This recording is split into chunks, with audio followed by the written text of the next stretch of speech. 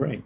Okay, everyone. Thanks for rejoining us. I'm now really pleased to welcome Marit Hansen, the keynote speaker for today. Marit is the data protection commissioner for one of the German Länder, Schleswig-Holstein, and she's chief of the Unabhängiges Landeszentrum für Datenschutz, and she's been in those roles since 2015. And she's a longtime friend of PETs in the community around privacy-enhancing technologies, and is a real beacon of expertise within the German data protection system and data protection more broadly. So in HotPETs, we're trying to get lots of different voices from different angles to the table, and we're really pleased that Marit is able to join us to talk about PETs and DPAs. Perfect is the enemy of the good. Over to you, Marit. Thank you very much, Michael. Very pleased to be invited, of course. Also very nice introduction of my person. Perhaps one more important background information. I'm a computer scientist by training, but I have to work in this very legally influenced part, and you will see what this is about and perhaps why sometimes there are misunderstandings, or how we can perhaps improve the DPAs, the PET community, the collaboration in a way where we really strive for the better. And so I think perfect is the enemy of good. This is a saying. It was, well, perhaps by Voltaire, but also others are always doing that.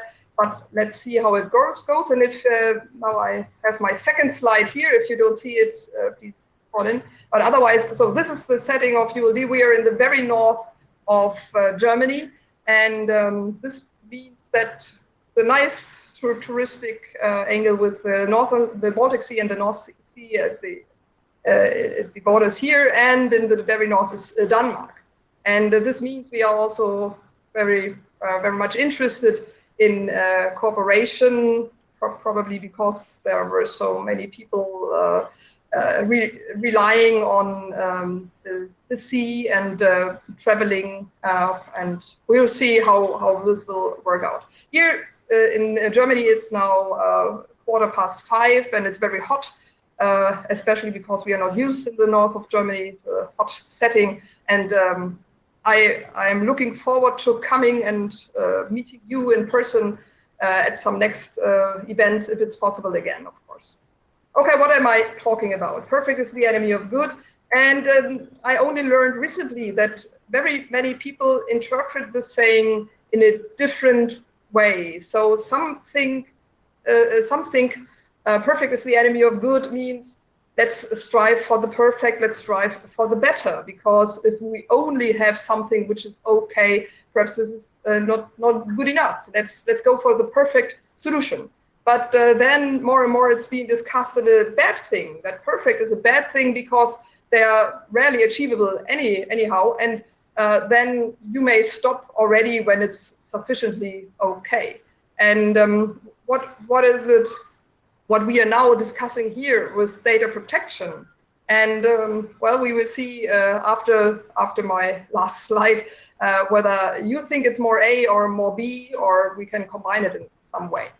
My overview is I want to tell you a little bit about data protection. You know that already, of course, but the GDPR, the General Data Protection Regulation, which is our very big guidance, very big legal reform result from 2016. It's valid from 2018 now. And I don't think it's a success story yet, but still it has some influence even outside Europe, and therefore it makes sense to have a look. I also want to point out, and this is even not well known in Germany and even not well known by citizens or lawyers, how DPAs are doing their daily work, how they at least have to work. Perhaps they don't work always in that way, but this explains a bit what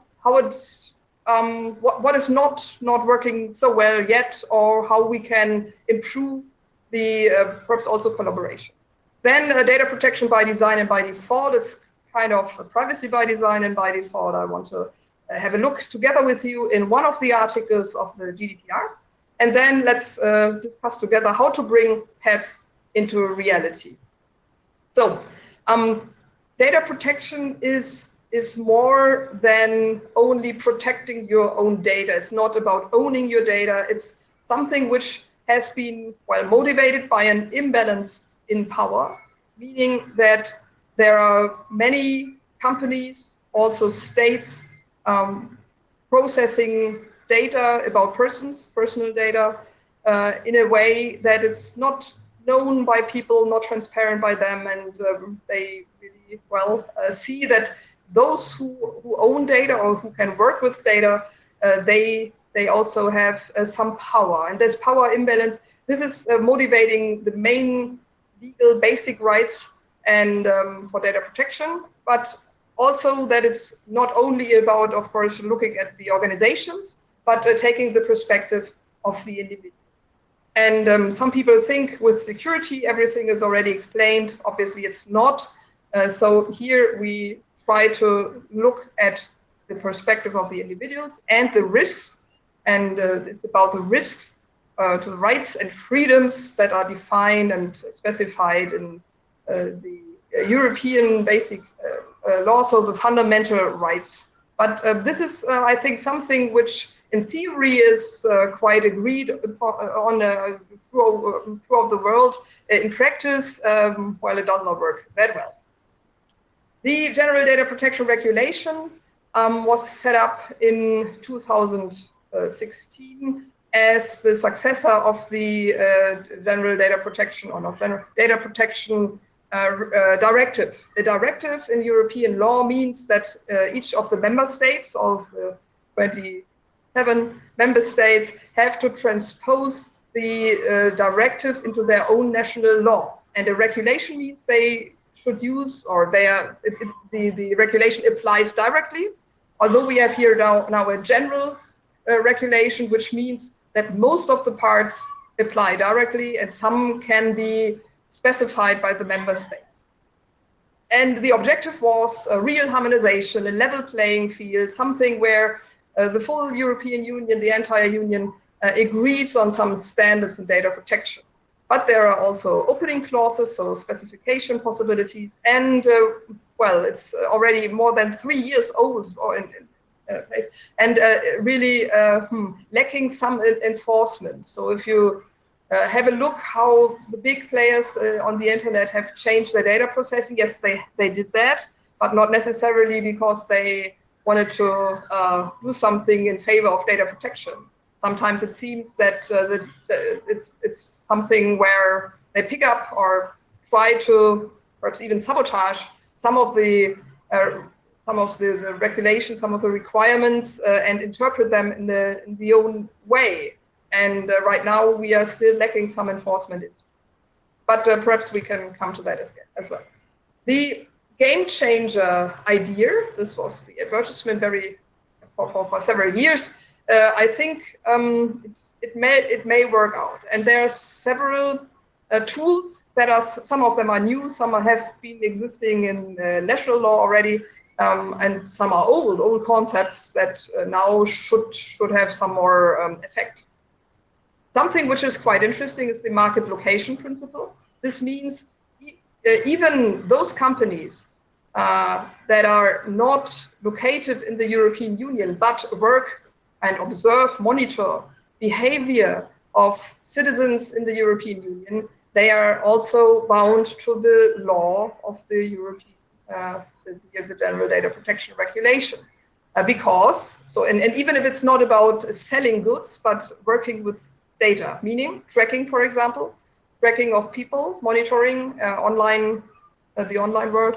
This is something where it's not necessary to have the company located in the European Union. Still, the GDPR applies. Well, there are some difficulties with that, but it's something that makes sense to have a look at if people are developing solutions for that should be used as well in Europe, or if the European market is being addressed. The data protection by design and by default provisions, they were new to European law, but obviously the PET community was aware of many of those things as well. And I think if you have a look at the Article 25, we will do that together, it may be disappointing. It's not what you may expect. The GDPR has a basic concept of tackling risks and knowing the risk, doing some impact assessment if there are high risks, and having some remedies and sufficient remedies, of course. And therefore, this means that high-risk data processing needs to be better safeguarded. There are more guarantees necessary than low risks. But where to draw the line, how to define that, and there's obviously something where the debates are ongoing. The most thing that got us awareness for data protection, and it has changed for the last 5 years, was the section on fines. Because they're very high fines, some are so high they are very, well, maybe even unrealistic to get this kind of money, but it can be millions of euros as a fine. I will show you that the fines are not the strongest instrument to do something, but the fines got us the awareness, but also the way of everybody who doesn't want to pay a fine or wants to protect their company, they are hiring lawyers, and then the next steps will be a proceeding before court. And this is also something which, where we see that this will be something that won't change so quickly. There are data protection principles. They are defined in Article 5. I only to mention them in a brief way. If you have worked with them, I think they are quite okay. If you want to understand them in this way, perhaps it's a little bit difficult with wording. What about the difference between data minimization and storage limitation, early deletion? Also, what about the security things together with accuracy? But let's skip that a little bit. In principle, it's about fairness, fair data processing, and the principles are, well, a little bit more specific, of course, but they are not that specific. And as always, the principles are hardly met to 100% in each scenario. Often it's not possible because there are some dependencies. If you optimize something or enhance a principle, then the implementation of others may be. Okay, so I will show you how we are working. And first, if you have a starting point, the tasks in Article 57 the GDPR, the 99 articles, by the way, there are very, very many of the tasks. And in principle, it's about monitoring and enforcing the application of this regulation. The powers, they're quite interesting because they're investigative powers, corrective powers, and it's also something on authorization and advisory powers. But let's have a look at the corrective powers. They are the real powers of a data protection authority. And if you want to understand how this works, usually we are very much driven by a complaint. The complaint will be filed usually by an individual, saying my data has been misused, or I haven't gotten the full personal data when I asked that I wanted access to the personal data. The data has not been deleted, has not been rectified, and there are some of those complaints, or I didn't get sufficient information. We receive this complaint as the DPA, and then we examine whether this is a valid complaint or not, and very often in principle it's valid. There are very, very few where we already see that it doesn't make sense, but we also have to check whether this is something in our jurisdiction. And you've seen, first of all, I'm German, so some parts where the location of the company is not in Germany, we have to forward to the right member state DPA.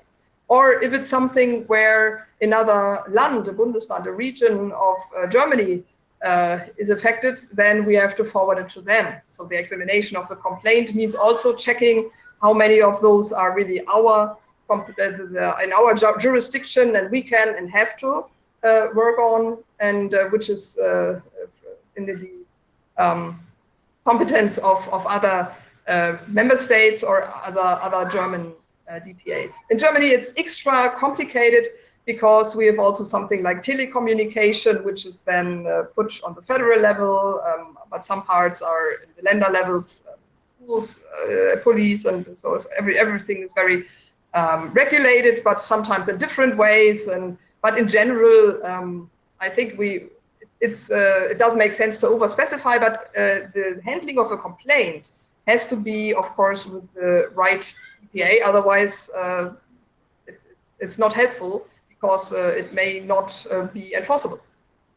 Then the investigation of the case starts, and this may take perhaps months or longer, and then the assessment will have a first solution, what has happened. We need a fair hearing. This means if there's something where we see there's a breach or there's happened something which should not have happened, then we have a preliminary assessment and ask the company, the organization, what they say about it. Perhaps they have another way of explaining why this happened. Perhaps it's a structural difficulty. Perhaps it's something which is based on a misunderstanding and there is no case. But this takes, again, 1 or several months, because usually it's a written hearing. So we are sending letters, they are answering, or emails, but they are answering. And then this may happen a few times. There is a completion, and I told you already that it's not only about fines, but also about other instruments. I'll show you on the next slide. And if the organizations are not believing our assessment, they criticize that, they can challenge it, and there's legal remedy, and there's proceedings, they can go before court. So this is a list of the corrective powers, and something is quite, well, not so infringing in their business models, but some are sometimes, it means they have to change something. I will tell you about each of them. Issue a warning means if we have knowledge about something is going to happen, they explain to us they want to do some processing, and we think this is not compliant, we can issue a warning and say, if you do that, then there will be a breach and infringement of the law, and you should not do that. If they do it anyhow, and we will find out, then of course, probably we will reassess it perhaps, but then we have to react. Issue reprimands means exposed, that if the thing has already happened, and can be people have sent an email to a list, but they didn't put the recipients in the BCC blind carbon copy field, but every email list, every email address was accessible to the other recipients. Then usually if it's the first time and it didn't happen on purpose and there's no high risk content, then it's only something where you have to take action that does not happen again, but there won't be anything more on that. The bottom line always is to order the controller, or the responsible entity, or the processors, those who are doing the data processing on behalf of the controller, to comply with the GDPR, and this can also be the data subject's request. Access, right to access, rectification, erasure, and so on. And sometimes they did not do it, at least not in a complete way, or, well, there have been some difficulties, and this, of course, then has to change. Also, to bring processing operations in compliance. So an order is an official letter, and it's at least if we issue and impose a temporary or definitive limitation, a ban on processing, saying you must not do this kind of processing. You cannot go on with your data processing in that way. Then it's something which stops or has to stop their process. And usually this is something where in the hearing, they say, no, of course, we believe this is legally compliant. And this means that they will go before court and stop our limitation order.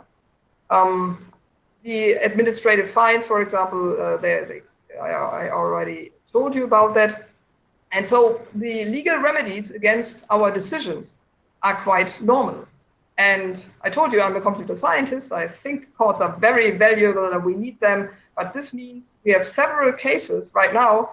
The oldest one that is still ongoing is already more than 10 years old because of so many courts being involved, so many different perspectives. Sometimes it takes 2 years between the first instance and the second instance and so on. So it stops very often what we are doing there. And one thing is about video surveillance, for example, in a fitness studio. And although we won the first, our decision has been confirmed by court. They are now checking whether they want to have the next instance, and this means it's not changed. So the video surveillance is still going on, and this also stops us and demotivates the data subjects, demotivates us. If we are doing investigations, which is very necessary, we see that usually the complaints only address the visible part. So if you want access and you don't get access, then you feel that this is not as you expect. It's not the right thing. But sometimes there are structural effects or structural mistakes, and you can hardly notice that. Some things are in the public area where, for example, the police control. How does the police work? Do they take your data? Is there something happening where your IP address, where your phone number plays a role? And this is something where you hardly notice or get the information beforehand. And this means the complaints are rare. But this means for us that we have, meanwhile, mandatory investigations in the police sector. And I think we need it also in other sectors where it's clear that we regularly have a check, because otherwise it's not sufficient.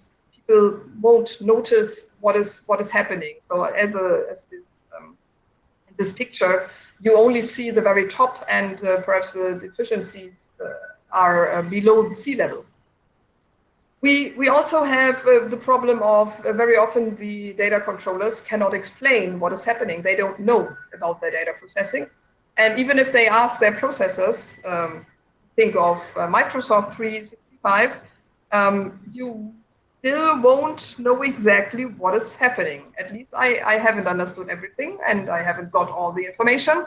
Perhaps you're better off, but how does it work with an investigation? Can we stop data processing, especially if it's something where people rely on that, if it's in principle a non-auditability? The GDPR says they have to be accountable, they have to give proof, they have to demonstrate the compliance, but this is something in reality which is often a problem. Also, investigations are always happening after the fact, so that they are all already ongoing. There's some other instrument like a prior consultation. Then people think, the organization thinks there may be a risk, and then they can ask us beforehand. But usually the data processing has started already, and if we find out, then if it's a breach, then it's something where the organization also wants to correct it. If it's something where it's part of their business model, they of course don't want to change. What we also see, one thing is the fan page case with Facebook. They are moving targets. So if we find out this is not legally compliant, then there might be a small change.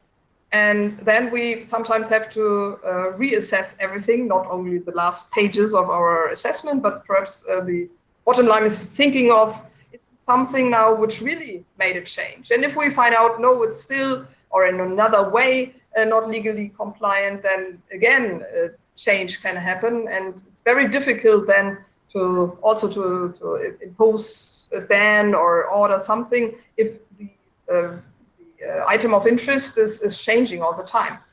Some organizations even don't change because they feel so secure. And sometimes I feel like Sisyphus, so it's something where we always have to redo the work and don't see a motivating result, which does not mean that we don't have any results. It's only that some have very professional means to evade the compliance or the way that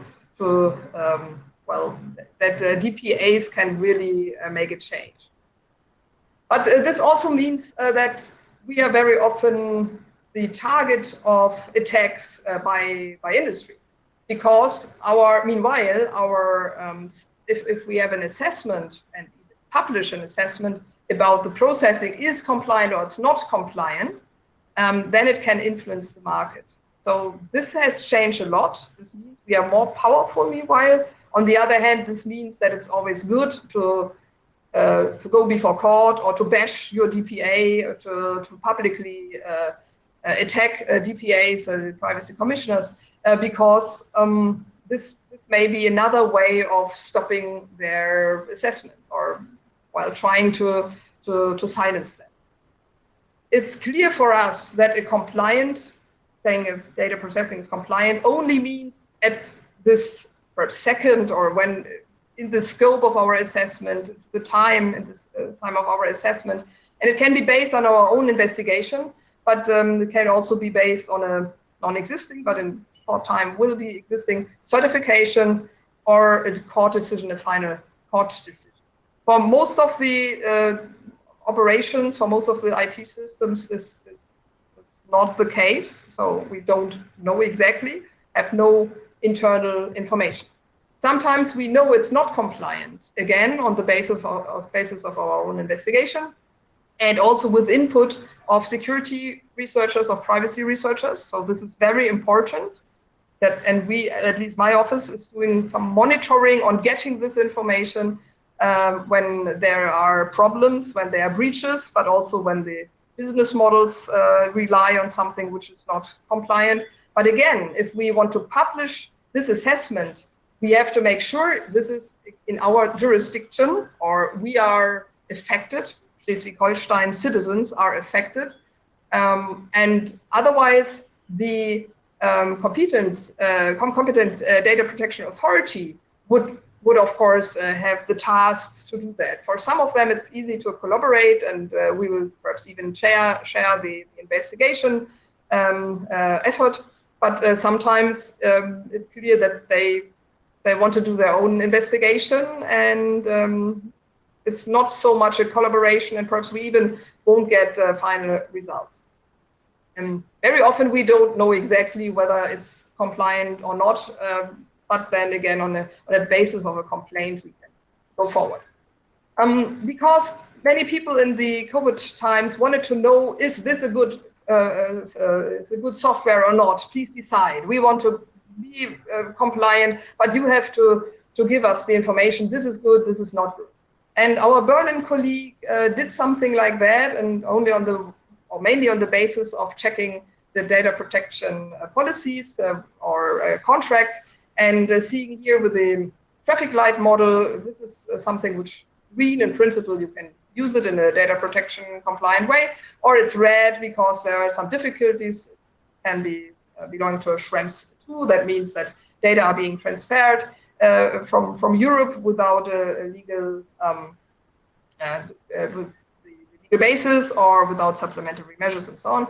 So, but they got very much difficulties when they published that, and they stopped publishing that for some days, I think only, to check it again, because big companies said, but you mentioned our name here, and we don't think that you should put us together with a red traffic light. And then they wanted to go before court, or saying you must not publish this information anymore. At least what we could agree in Germany, and I also know it from some other countries, that we can provide checklists. Because I think I know about 40 video conferencing tools, not that I have used them, perhaps 10, but that I know that so many are being offered. And many people are writing emails to the DPA saying, oh, we have a good alternative, please recommend our system, which we cannot investigate so much, because how much effort do we have to put in something where we say it's now the green light? We can really be sure that this is something we can recommend. So usually our resources are bound already with handling complaints. With this checklist here on data protection and video conferencing, the organizations, the data controllers, can check, or also when they do procurement, can ask the vendors whether they comply or not, or how they interpret that. And at least it's something where they have a discussion basis. We also saw that some of the vendors used that checklist and saying, oh, we filled it in for you, dear data controller, in the school sector, for example. Please use now our system. We have done everything the data protection commissioners in Germany wanted us to do. And not every field was properly filled in. There are some misinterpretations, but as a data controller, it's sometimes very difficult to decide. It's very specific, and again, the moving target problems. Also, we see that some problems are perhaps also a cultural thing, and not everybody agrees whether they are of structural value or not. So you see on the left side a very old case, a Google Street View, you know, the maps with some pictures in them, some photos with the Street View cars. And here, this is a headline from 2008, 13 years old. German towns saying 9 to Google Street View. And they mention the very small town Wolfsee. This is about 8 kilometers from here. And there are about 5,000 citizens. And they said, no, we don't want a camera looking into our gardens, seeing whether we have cars there, which kind of cars. And even the last sentence of the mayor, I think, or leader of a party in the town council said, you can see everything in those photos. That is opening house and home to criminals.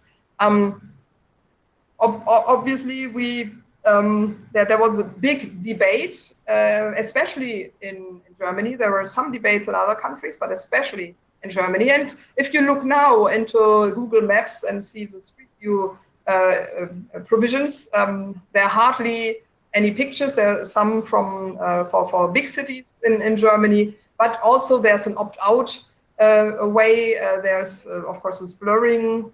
So Google changed their system. They offered a lot because there were other problems as well. Perhaps you remember that Wi-Fi data was recorded, and there were other problems as well. But I think it's rather a communication disaster from that time. When Apple Look Around came up a few years ago, again, several people did not agree that they should have a look via their cameras or publish that information. But I think the cultural debate was more, the old people did not like it, and the younger people said, let's have a look. It's something we can have a look outside. We can always have our own photos, and of course this is always difficult. Where's now the line between what is public information and should be public information, and what is something where private information is affected? The right news here is not so old. It's from last year and also this year.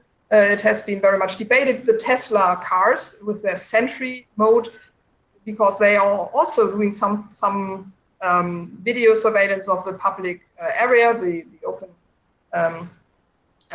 room there, and which meanwhile is very much debated whether this is illegal, whether there's something like if you touch a Tesla car and then the sensors only begin recording that, then it's different from doing that all over the time. But in general, we have to first see other complaints, because then we are already in and we have to handle complaints. All normal complaints have to be handled. But very often it's not then a structural problem. Here I would agree that there are structural problems, although, and we have video surveillance cases, more than 100 a year.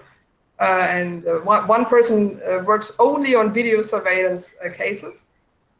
But is this now something where we can also have a structural solution, something where it's much easier, perhaps, for everybody to apply to comply with the law? Because right now people go to the discounter, buy their video surveillance, their webcam, of course we are now also using our webcams, the dash cam for their cars, and very often it's at least in the way it's being used, not legally compliant. And this means who to address. Is it really something where the private people, the private persons should be applied, or the vendors? Because both are not addressed by the GDPR. In this case, the private people are not so private because they are using the public space, but the vendors could try to sell their goods without being compliant. And also here we see other member states perhaps have other cultural backgrounds. Let's go now to Article 25. I told you already it may not be so attractive to read. And we see it here, the first paragraph in an abbreviated way, taking into account the state of the art, the cost of implementation, and so on, the risk of varying likelihood, and then the controller should implement appropriate technical and organizational measures to implement the data protection principles. What I think everybody agrees, it's about the full life cycle. It's something where data minimization should be applied very much. And also that next paragraph here, or the second part of the article, it's also about the defaults, setting the right defaults, the pre-settings. In reality, I hardly see any good defaults, especially in the online world. Very often it's the other way around, that they're greedy business models, and so it's a bit more difficult for people to protect their personal data. But how to bring it into reality, I think I will rush a little bit through this part, but because it has been very much published, and go then into more detail after a few slides. Of course, we can think about how to apply those data protection principles, and meanwhile there has been some work trying to do that, but think of the entire system and not only one principle. And it's about technical and organizational measures. It's not only about IT systems.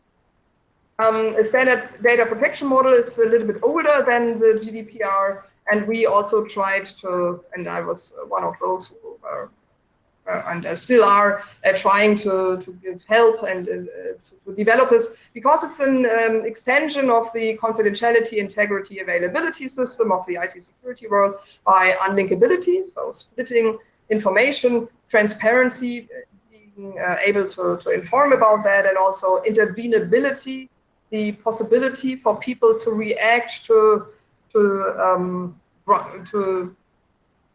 perhaps also stop a processing, to intervene, to get their rights. Data minimization is something which is always necessary. I personally think it's part of the unlinkability debate, but some people like it more, well, in an extra way. And here I already explained it, and you know that better, perhaps even better than me, how to deal with that. Even, but still, it's about the risks and the rights and freedoms of natural persons, not one size fits all. And one of the criteria was here state of the art. So how important is the state of the art? Because the pet community is doing something. You're at the forefront of, and research is, of course, at the forefront, where something is not yet state of the art.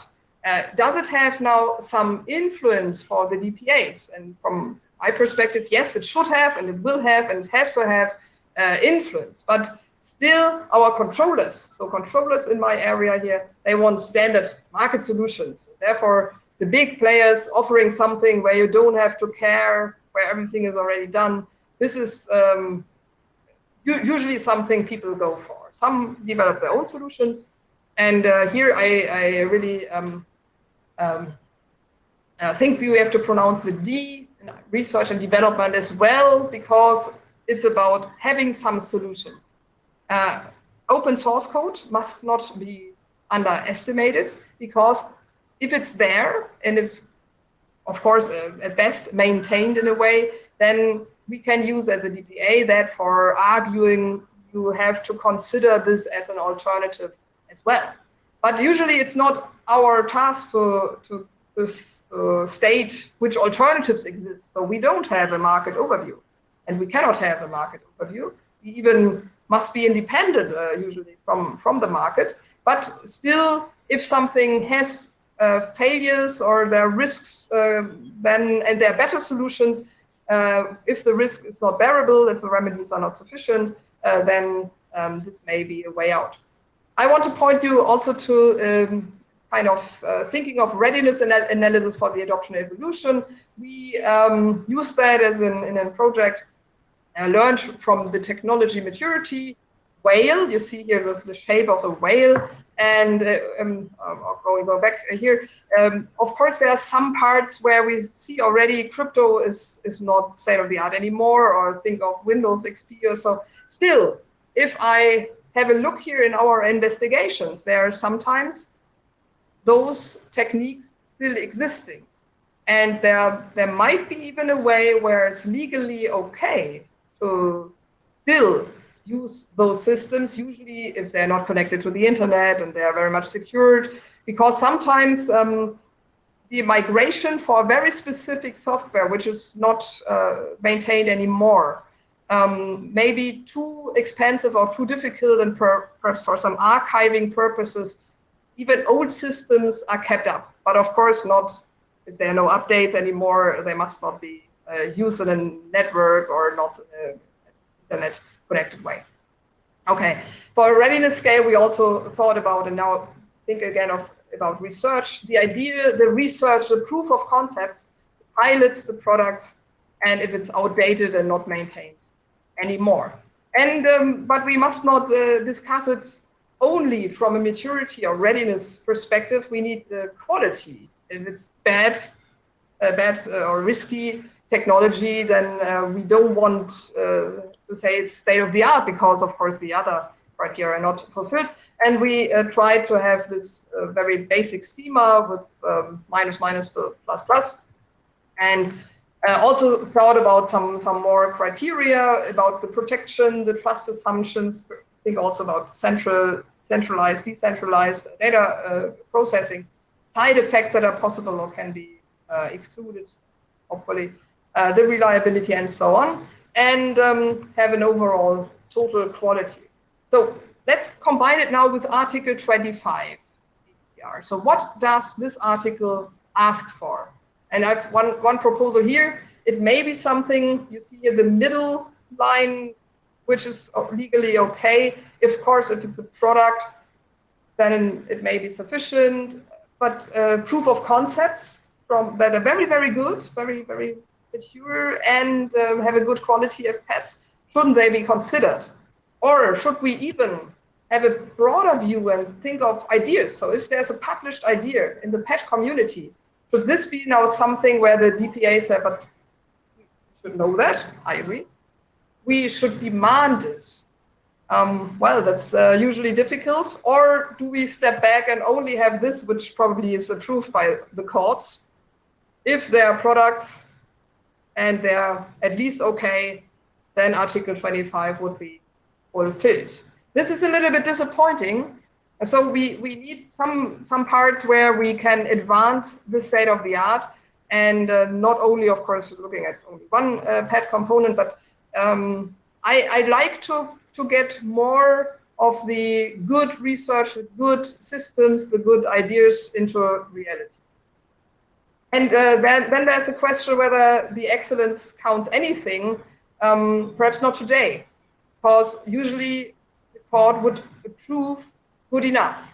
But if we go ahead and look into the future, perhaps 3 years' time or so, and this is something where the DPAs can also give some advice, saying, today it may be sufficient with this kind of, let's say, crypto.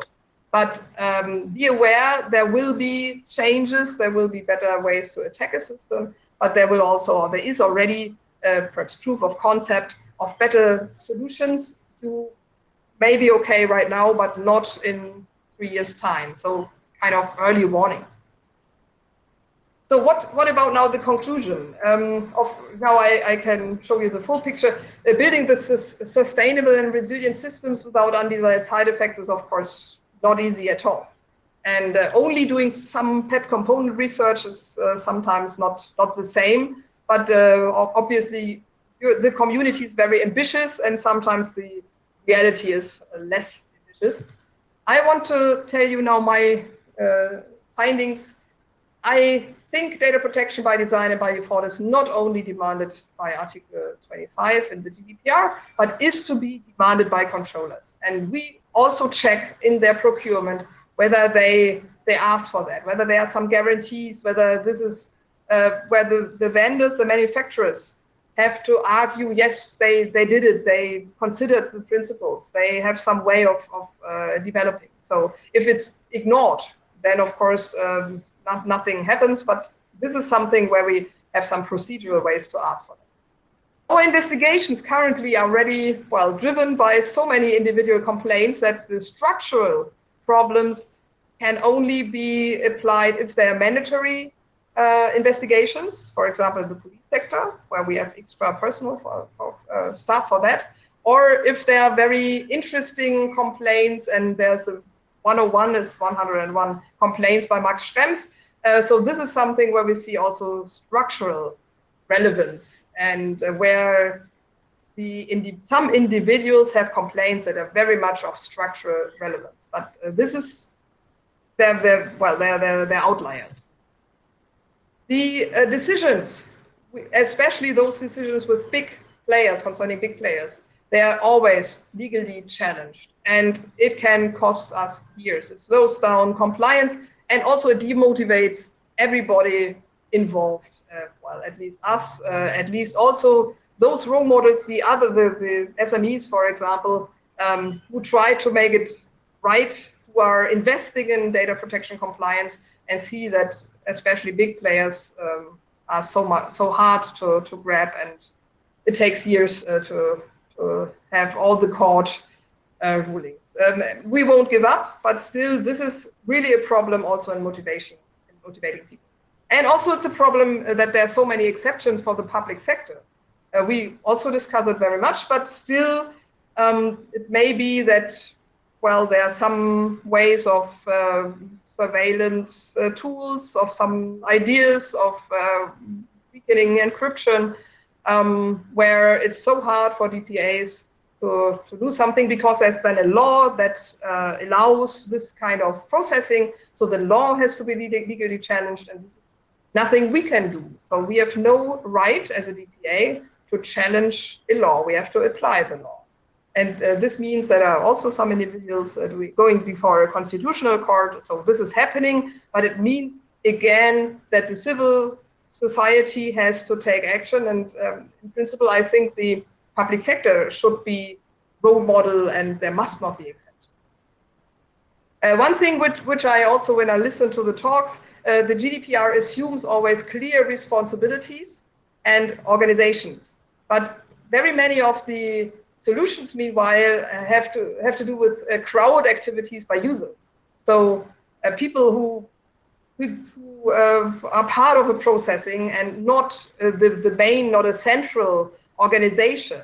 And especially with unlinkability and some crypto combination tools, this is, I think, a right way to go, but it's sometimes very difficult then to have a legal clarity there, and also to find out what is now the fair way of processing. But this is probably something where we can have another talk at some other time, and I want to learn from you as well.